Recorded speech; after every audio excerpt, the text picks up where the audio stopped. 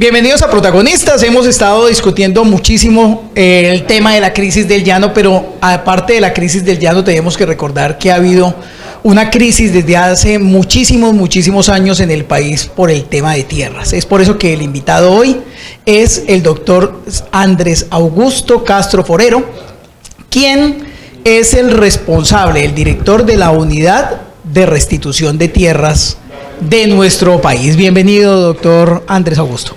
Muchas gracias por la invitación y con mucho gusto para atender aquí los interrogantes o los cuestionamientos que haya sobre el tema de la política pública en materia de restitución de tierras en el país. Bueno, me llama la atención cuando reviso las hojas de vida de los funcionarios que han llegado al gobierno Duque, que usted tiene experiencia en la Universidad del Rosario, tiene una formación bastante amplia, pero que también tiene una experiencia en el sector privado, y eso me llamó la atención porque estaba casi que al otro lado de lo que está haciendo ahora.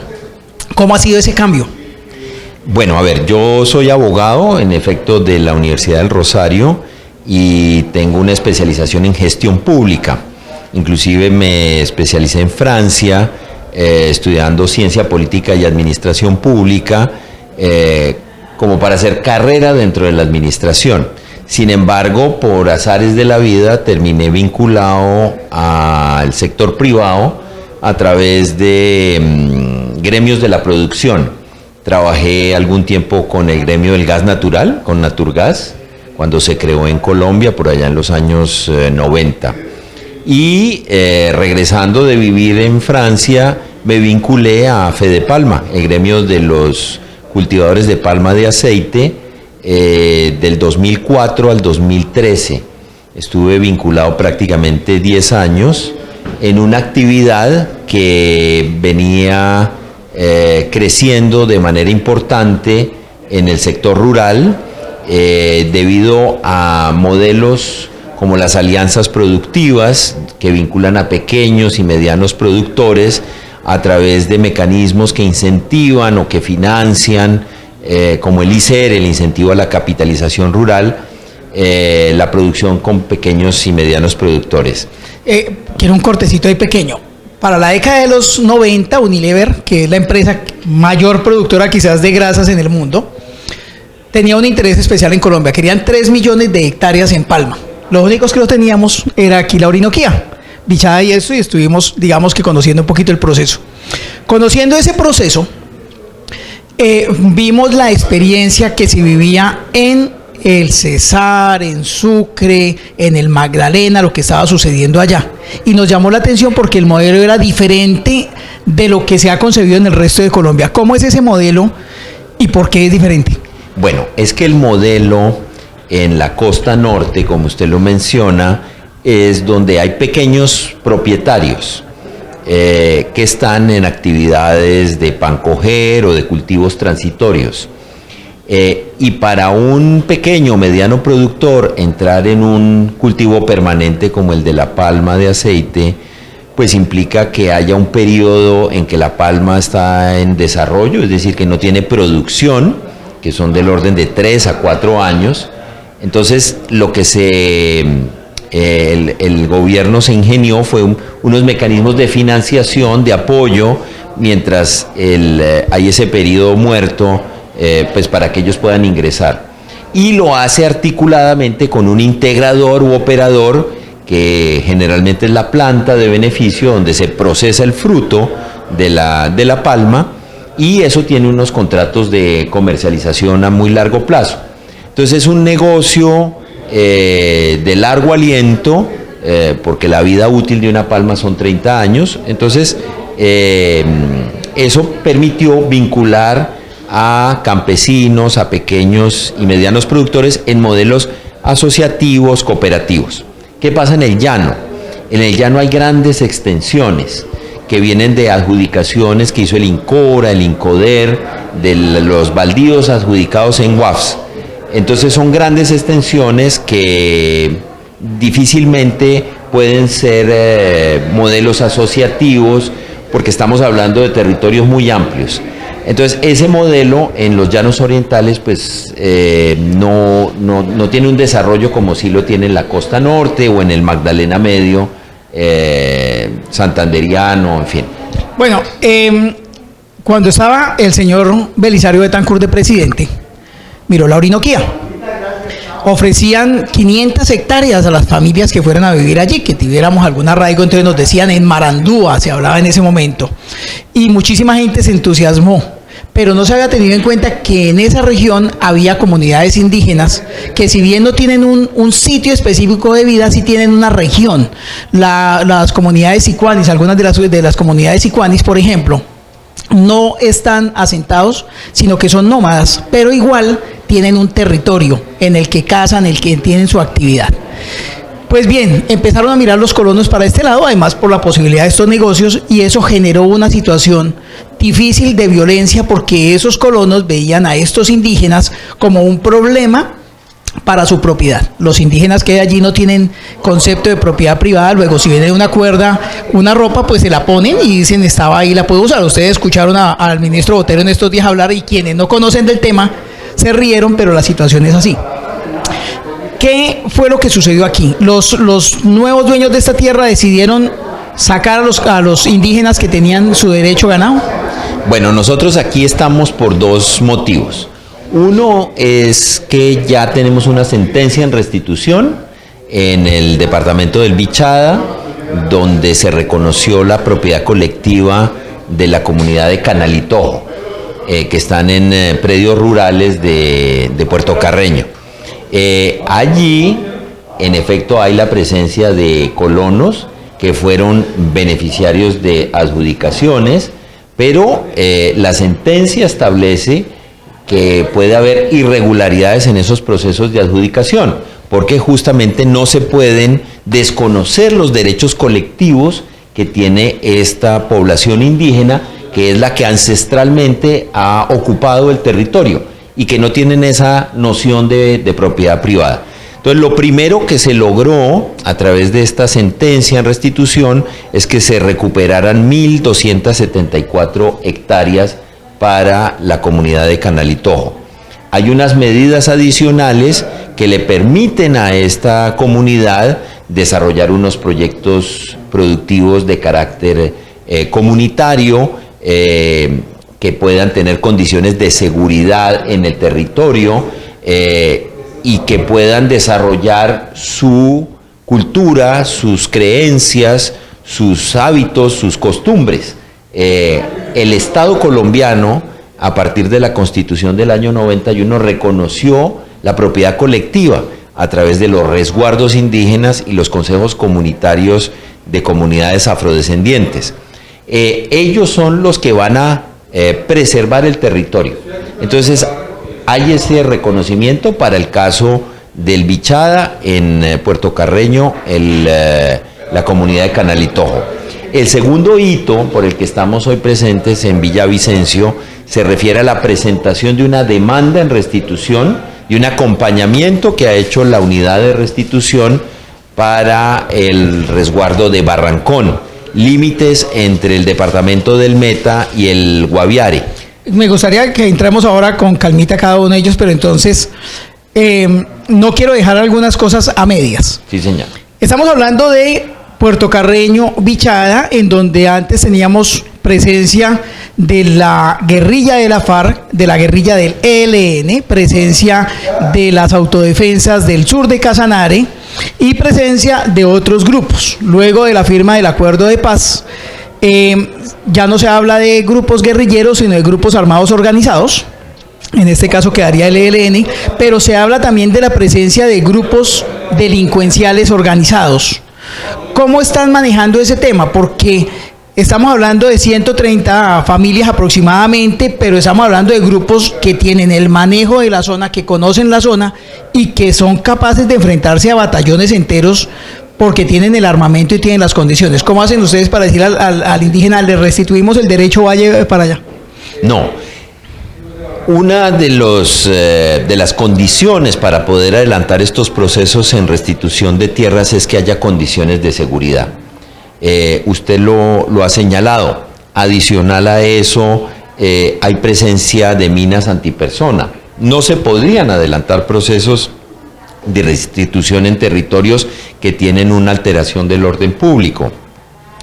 como estas comunidades son las autoridades en su territorio, son ellas las que deben validar las condiciones para poder ingresar, para poder hacer el levantamiento del cartográfico, los testimonios, es decir, que se puedan reconocer como víctimas y el Estado pueda entrar a repararlos a través de unos procesos de verdad, justicia, reparación integral y no repetición. La no repetición es justamente que haya condiciones de orden público y seguridad en el territorio. Entonces, no hay casos de restitución de tierras donde estas comunidades o los beneficiarios de restitución no tengan el acompañamiento de la fuerza pública o en el territorio de estas comunidades donde no haya condiciones de seguridad. Esto viene todo acompañado del Estado de manera articulada, haciendo presencia en el territorio. Porque si no, tendríamos sentencias que ordenan restitución, pero que no son aplicables. Exacto. Viene otro asunto, y es que existe un término que se va acuñando, que es propietario de buena fe. Aquella persona que compró un predio que había sido de pronto robado a otra persona que adquirió el predio, se supone de buena fe, y que ahora está diciendo, no, pero es que yo pagué esto. ¿Qué tan complicado es saber realmente qué hay detrás de esto? Si fue que se mandó a alguien adelante para asustar a la gente y poder comprar barato, o si realmente lo hizo de buena fe. ¿Cómo hacen ustedes? Bueno, muy buena pregunta, porque me da la oportunidad de aclarar. El proceso de restitución de tierras, que nace con la Ley 1448 del año 2011, lo que establece es un proceso de justicia transicional, que durante 10 años vamos a recepcionar las solicitudes de aquellas víctimas de la violencia y del terrorismo que fueron despojadas o que se vieron obligadas a abandonar sus predios y son objeto de desplazamiento forzoso. El proceso lo que hace es invertir la carga de la prueba, y como usted lo menciona, es aquel que está ocupando, aquel que es poseedor hoy en el territorio, que tiene que demostrar la buena fe exenta de culpa. Si él logra dentro del proceso judicial demostrar que es un tercero de buena fe exento de culpa, que es un estándar probatorio muy alto, pues a él el Estado le va a reconocer, lo va de alguna manera a compensar porque tendrá que restituir esa tierra. Pero otro fenómeno que ha ocurrido en el desarrollo y la implementación de los 8 años que lleva la Ley de Víctimas y Restitución de Tierras tiene que ver con el segundo ocupante. Es decir, es aquel que es ajeno al conflicto, que no tiene las condiciones para demostrar esa buena fe exenta de culpa, porque es población vulnerable, es un campesino. Es como aquel que perdió la tierra por esa condición. Entonces, la Corte Constitucional reconoce hoy en día al segundo ocupante cuando es un campesino, es población vulnerable, y para él hay unas medidas de atención. Es decir, que también la unidad de restitución, de acuerdo a la orden del juez, le va a permitir tener un predio equivalente a una unidad agrícola familiar, a una UAF. Y esa se la adjudica la unidad de restitución, se la titula, hay proyecto productivo, hay solución de vivienda. Es decir, cuando yo resumo o sintetizo todo este proceso de restitución, lo que podría señalar es que el proceso lo que busca es reivindicar al Estado, que fue muy precario en los territorios que fueron azotados por la violencia, y de alguna manera no va contra alguien en específico para buscar establecer la responsabilidad, sino que repara de manera integral tanto a la víctima, que es restituida, como al segundo ocupante que llegó a ese territorio. Bueno, vamos a hacer un pequeño corte y continuamos hablando en Protagonistas, porque hay muchísimo para entender en este tema tan complicado que es la restitución de tierra, la reparación a la población vulnerable.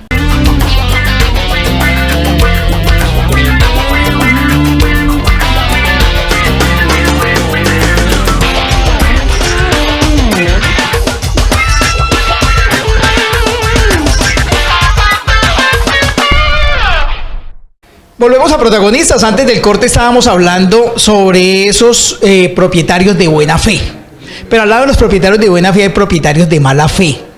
Esos propietarios de pronto que utilizan la falta de presencia del Estado en algunas regiones para sacar a correr a estos campesinos.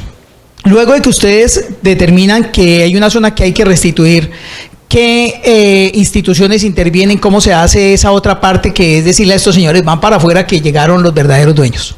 Bueno, usted ha señalado que quienes no sean reconocidos como segundos ocupantes o terceros de buena fe, pues finalmente van a perder lo que invirtieron en esos predios que adquirieron de manera fraudulenta.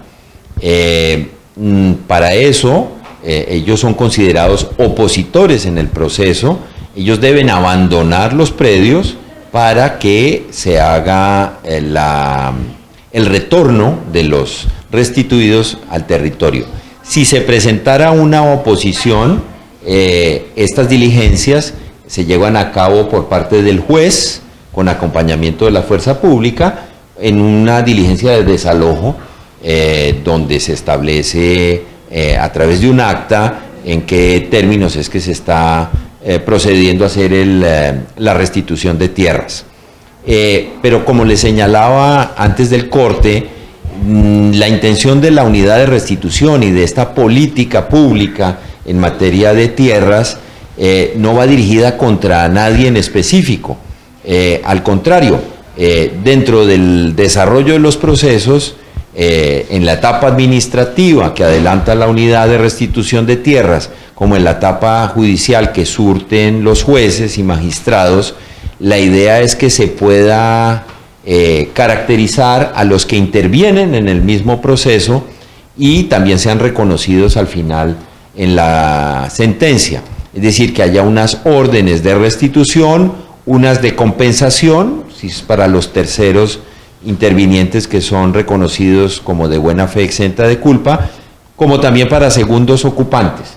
Es decir, el proceso no, repito, establece responsabilidades sobre el actor o el responsable de los despojos, de los abandonos de los territorios. Bueno, muchas personas tienen ocasión de invertir y dicen, voy a invertir en acciones de bolsa, y de pronto resultan invirtiendo en empresas, por ejemplo, de azúcar. Ha habido algunas demandas en contra de la propiedad lograda por algunas empresas muy grandes, muy fuertes, que generan muchísimo empleo, que decidieron invertir en Bichada. ¿Cómo van esos temas? ¿Cómo hacen ustedes para, digamos, que no afectar a aquellas personas que de pronto le dijeron a otro, vaya, consígame tierra, pero no sabían cómo le iban a conseguir y en dónde? Bueno, usted menciona casos específicos que yo no tengo la competencia para pronunciarme sobre ellos, pero una cosa muy importante: el solicitante en restitución que se acerca a una de nuestras oficinas que están en todo el territorio nacional y que formula su solicitud de restitución, él no va a denunciar a nadie en específico. Inclusive el proceso en su etapa administrativa no tiene un carácter contencioso. No vamos a poner a rivalizar a dos partes que se están disputando la propiedad privada de un predio.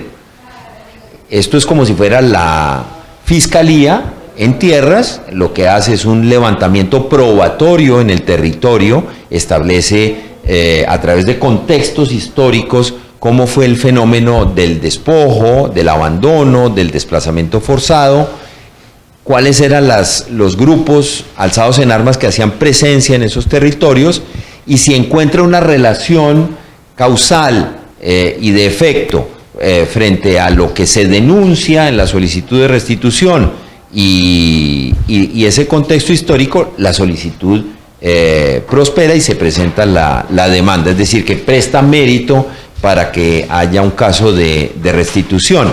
Entonces, yo no podría decir que estos procesos van dirigidos específicamente contra un actor o una empresa determinada, porque inclusive cuando se le corre traslado al opositor, el opositor nunca va a saber quién formuló esa solicitud. Entonces es totalmente anónimo, para que busque ser transparente, objetivo y en el caso de la unidad pueda sustanciar y expedir un acto administrativo que sirva de base para la presentación de la demanda. Bueno, en el caso de Chava suponemos que no hay ese problema por ser zona fronteriza, pero se determinó en el anterior gobierno la constitución de unas CIDRES, unas zonas de desarrollo industrial, en este tema forestal y agropecuario. ¿Cómo se hace luego de que se han iniciado de pronto estos procesos de CIDRES y se establece una demanda o una solicitud de restitución de tierras? ¿Qué sucede en esos casos? Bueno, muy buena pregunta porque me permite aclarar que cuando hay un proceso de restitución en curso, así no esté todavía fallado o decidido, si hay una anotación en el folio de matrícula inmobiliaria de esa solicitud en restitución. Entonces, obviamente, eso no saca el bien del comercio, se puede negociar, pero con la advertencia de que al final del proceso de restitución es posible que el nuevo comprador tenga que restituir ese inmueble. Y allí es donde él tiene que demostrar la buena fe exenta de culpa.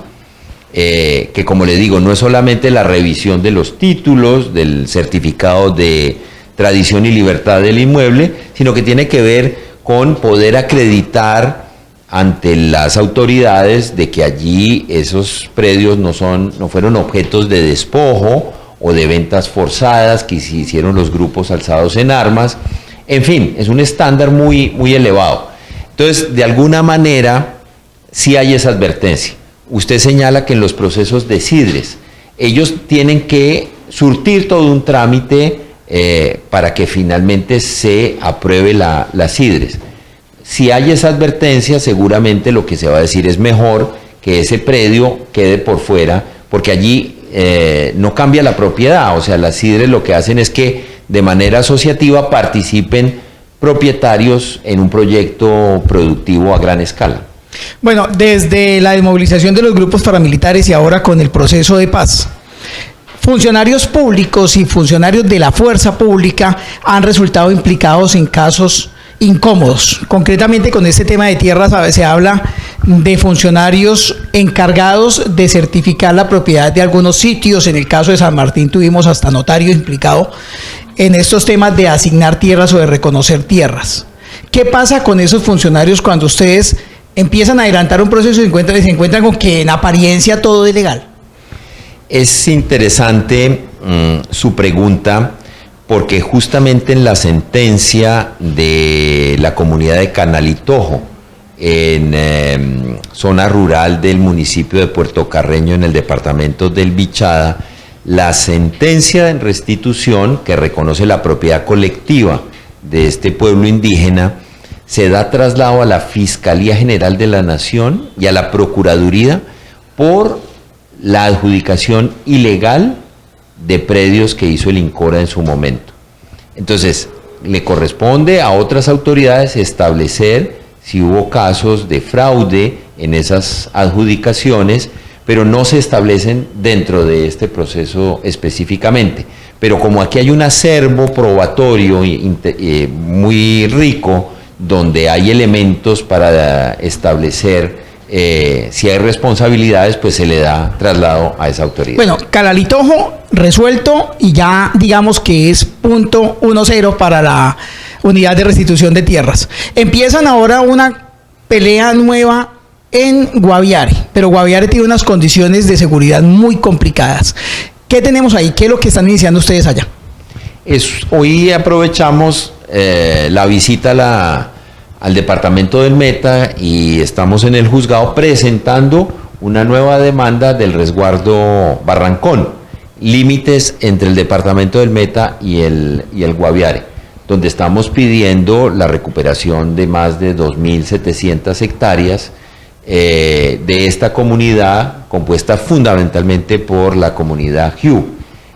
Arrancamos ese proceso, es un proceso que, como usted lo señala, ha tenido dificultades por presencia de minas antipersona, donde ha habido presencia de grupos armados, y ya en la etapa judicial esperamos que prontamente el juzgado en restitución del Meta se pronuncie en favor de estas comunidades que ya tienen reconocimiento por parte de la Agencia Nacional de Tierras, del Ministerio del Interior, pero estamos pidiendo una ampliación del resguardo porque como ellos están acogiendo comunidad indígena que está desplazada de otros territorios del Guaviare, pues se pueda hacer una reparación integral con un mayor territorio, con la implementación de proyectos productivos, con temas de seguridad alimentaria, salud, educación, vivienda, que les permita pues desarrollar su cultura, sus creencias de carácter ancestral. Vemos que existe una común denominador y es que van muy fuerte contra las comunidades indígenas y afrodescendientes. Recibimos en 2 llamadas que hicimos ayer contando que íbamos a tenerlo a usted como invitado, comunicaciones del Chocó diciéndonos aquí la cosa está complicada porque es que los que se adueñaron de la tierra tienen las armas. Recibimos de Sinú, pero la comunidad Sinú en Sucre, sí, la misma comunicación hablando de políticos muy importantes que estaban detrás de, que habían, que no querían soltar el poder. Pero también estamos recibiendo del Amazonas, de Macedonia, San Martín, Zaragoza, una serie de comunidades. Uno queda asombrado cuando envía un saludo y le llegan 10 comunidades y le dicen, no, a mí también, a mí también, a mí también. Entonces, ¿cómo van esos procesos, por ejemplo, en el Amazonas, que son comunidades indígenas, que no hay, digamos, las condiciones de registro de propiedad que existen en el resto del país? Bueno, es importante señalar que la restitución de tierras tiene 2 rutas específicas. Una de carácter individual, que es campesina, que es la que se rige por la ley 1448, y hay una ruta colectiva que tiene que ver con comunidades afrodescendientes e indígenas, que tiene unos decretos ley que fueron expedidos en el año 2011, pero posterior a la entrada en vigencia de la ley 1448. ¿Esto por qué? Porque había que hacer un trámite de consulta previa y se hizo en estos decretos leyes. También es una vigencia de 10 años, pero yo diría que en la ruta colectiva, en la ruta étnica, hay unas características muy específicas de esas comunidades afro e indígenas. Nosotros acogemos dentro de la unidad esas solicitudes, las tramitamos a través de unos estudios preliminares donde validamos la veracidad de los hechos que son puestos en conocimiento de la unidad, y si proceden, hacemos ejercicios de caracterización donde ingresamos al territorio con la autorización de sus gobernadores, de sus autoridades, y hacemos ese ejercicio para establecer conjuntamente, de manera concertada, en ejercicios de asambleas generales donde participa toda la comunidad, la presentación ya de la demanda con sus pretensiones. Entonces, tenemos un caso de una sentencia que ya fue resuelta, Canalitojo, otra demanda que presentamos hoy que es Barrancón, pero ya hace 2 meses habíamos venido también al departamento del Meta, ya hemos presentado una demanda que busca recuperar 500.000 hectáreas de la comunidad de Carurú entre los departamentos del Baupés y el Guainía. En restitución afrodescendiente también ha habido ya sentencias en el departamento del Chocó. Y como lo mencionábamos anteriormente, en el año 91 se hace un reconocimiento de esas diferencias, de esas minorías étnicas. Nosotros acompañamos esos procesos. Los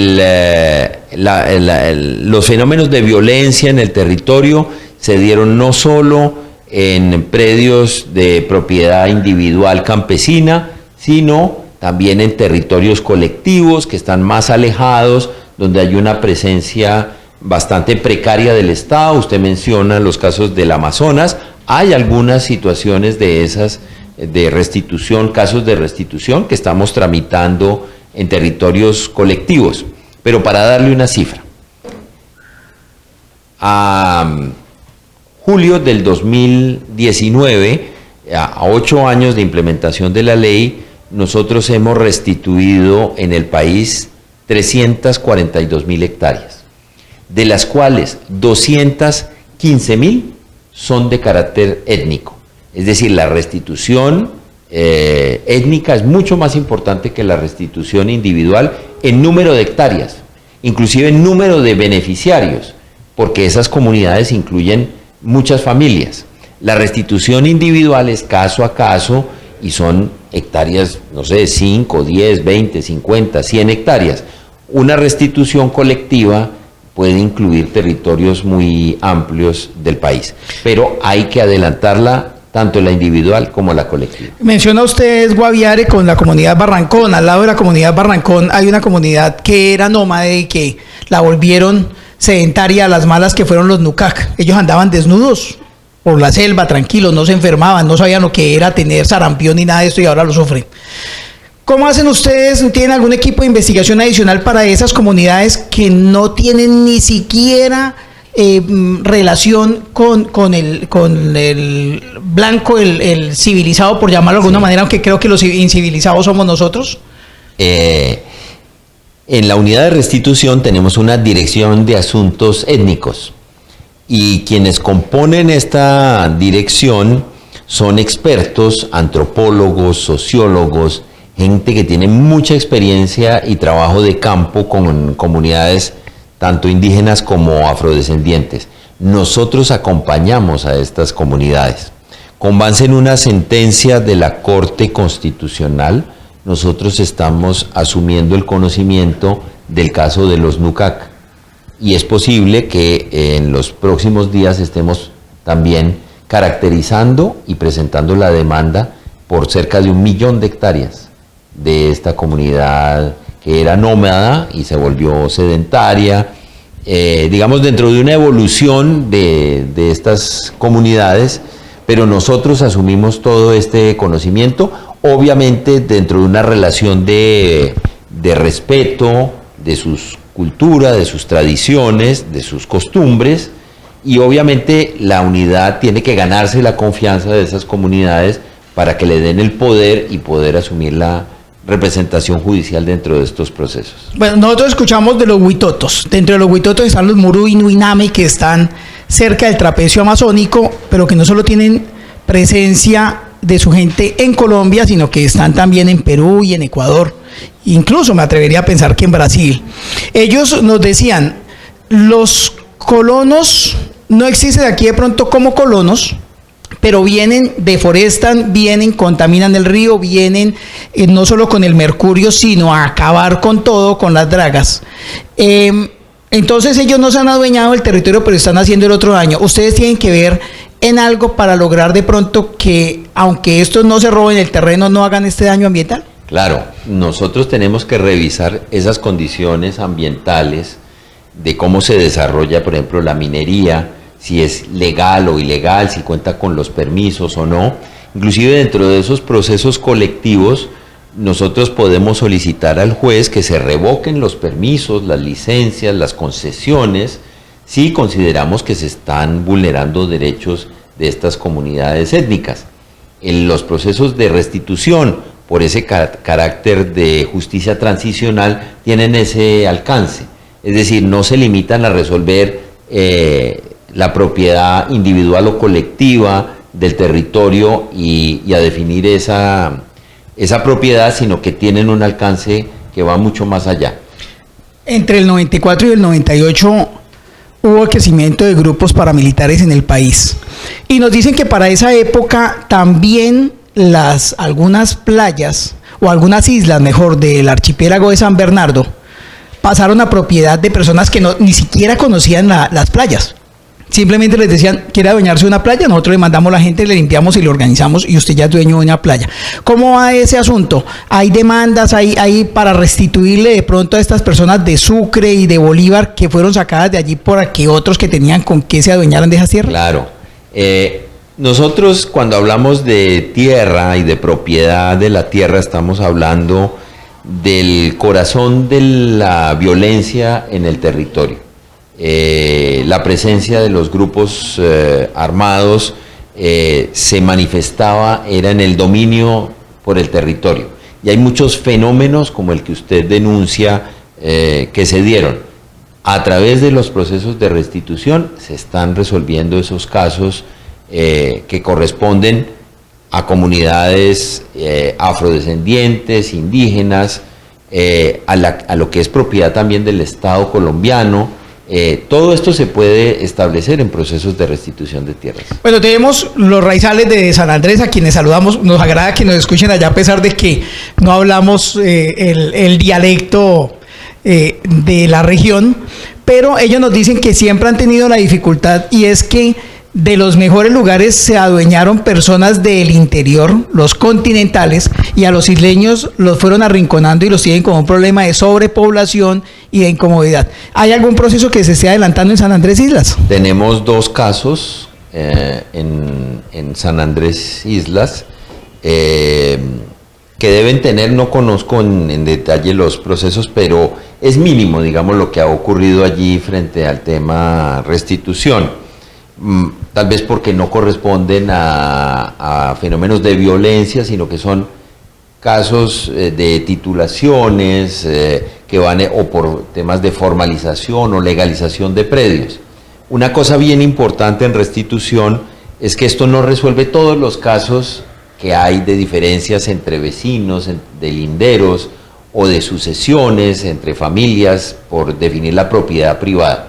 Esto resuelve, son casos que empiezan en el año 91 hasta hoy en temas de despojos y abandonos forzados.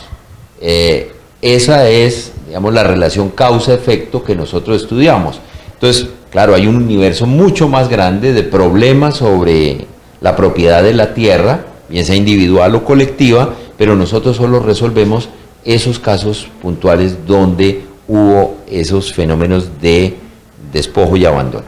Entonces, esta fue la primera vez, esperamos volvernos a reunir con el doctor Andrés Augusto Castro Forero, director de la Unidad de Restitución de Tierras. Tenemos casos pendientes con el Catatumbo, que es supremamente preocupante, por supuesto con el sector de Nariño, Tumaco, y queríamos haber tenido alguna comunicación anterior con Francia Márquez. Ella se hizo famosa en Europa y en el mundo entero por la defensa de unos territorios que ella considera que están siendo usurpados por otras personas en el sector del Bajo Cauca y de Cauca. ¿En qué van esos procesos? ¿Cómo hacen ustedes con estos grupos de personas? ¿Los llaman para que se sienten con ustedes, para que conozcan los procesos, o a ustedes les toca mantener silencio absoluto hasta que se llegue al final? A ver, nosotros hemos visto que se establece una relación entre los liderazgos sociales que se dan en el territorio y la formulación de solicitudes de restitución. Inclusive se ha llegado a plantear una relación de causa-efecto entre formular una solicitud de restitución y la amenaza o el asesinato de estos líderes en el territorio. Cuando revisamos los casos que nosotros atendemos, donde se ha establecido de que son solicitantes en restitución, estos líderes sociales, no hemos encontrado que tenga vinculación o relación directa entre la formulación de la solicitud en restitución y esa amenaza o ese asesinato. Entonces, yo descartaría de plano que en el territorio, por presentar una solicitud en restitución, esas personas resulten amenazadas. Sin embargo, sí tenemos un papel desde la unidad de restitución muy importante para acompañar a las víctimas que se acercan a restitución, que tienen ese perfil como líder social, para acompañarlo, para saber dónde está la amenaza, dónde está esa denuncia que él ha formulado y poderle dar traslado a la autoridad competente. Me refiero a que nos podemos anticipar desde la unidad de restitución a que se generen mecanismos de protección, de atención, de alertas tempranas. Entonces le damos aviso a la Defensoría del Pueblo, a la Procuraduría, a la Unidad Nacional de Protección, si estas personas requieren de mecanismos de protección. Es decir que tenemos una anticipación frente a eventuales amenazas. Luego podemos dar alertas tempranas para que estas personas sean atendidas dentro de sus territorios. Es decir, que el papel que cumple la unidad de restitución sí puede ser muy importante para la atención de estos líderes sociales.